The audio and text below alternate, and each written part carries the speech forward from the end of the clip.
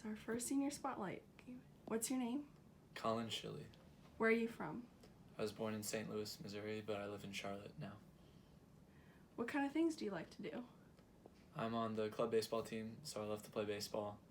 I also love listening to music, reading, and watching TV. What initially drew you to Air Force ROTC? I've wanted to be an astronaut since freshman year of high school, and so that was always on my radar. And then I came to school here in my first semester freshman year.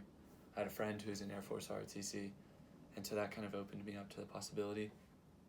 And the military's always attracted me, and a combination of using your brain and physical fitness that just always appealed to me. So very quickly it all happened, and all of a sudden I was in Air Force, and I haven't looked back. What made you stay in ROTC? Definitely the skills that I picked up. I didn't expect it, but they're so transferable to other things. And so I really love that. And then also the people.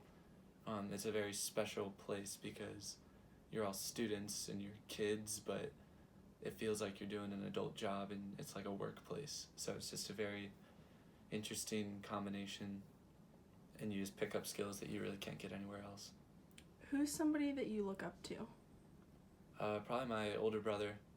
He is a high school teacher living in Oklahoma, but we are very similar, and so a lot of the stuff I try to emulate him.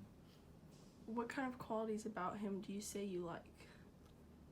His ability to lead quietly is something that, especially as I've learned all about leadership theories and styles, that's really stood out to me, because I'm a quieter person, and I would say it's more difficult to lead quietly, but it's definitely possible, and if you can find how you can connect to people still in a quiet manner, you can still lead effectively, and that's something that he does very well that I try to do too.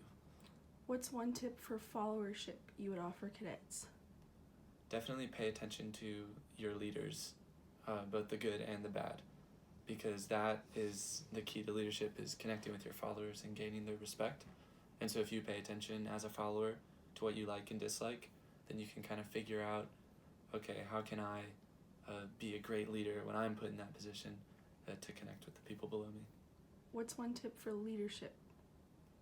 Leadership, kind of along the same lines, pay attention to your followers and connect with them, because that is the key. It's that them knowing that you care about them, that you want the best for them. And so even if it's just straight up telling them, I care about you, or I care about this mission, that can go a long way. So not getting lost in that, not losing the human aspect, is definitely very important. On a personal note, what is your favorite memory from ROTC? Probably we, as a freshman class, we went and buried a time capsule at the end of freshman year. That was just a fun night, because I was just the freshman. We went out and we were just goofing around. I feel like that was one of the first times that we really hung out as friends and not as co-workers or cadets or whatever you want to call us. So that was pretty special. If you could say anything to future generations of cadets, what would you say?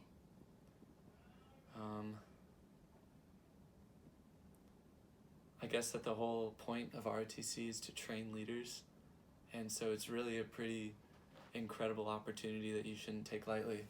So once you get to be an upperclassman and you have the responsibility to train the people who are going to train the next people who are going to train the next people, you're part of this succession that's very special. So don't take that lightly, but also get after it, because it's a really cool opportunity to influence the next group of people coming behind you. What would you say to anybody thinking about joining ROTC? If you're thinking about it, then I think you should try it, because if you're even on the fence, might as well. Because it's something that, for me, the minute I joined, I was like, yeah, this was the right call. It was a gut feeling. And so if you might as well. There's no commitment early on, at least. And so you can try it out. You can see if you like it. It's very special. So yeah, that would be my advice, is that we'd love to have you, obviously.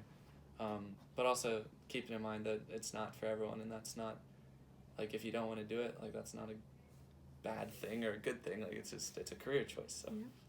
you do what you want to do. That's all. Thank you. Thank you for having me.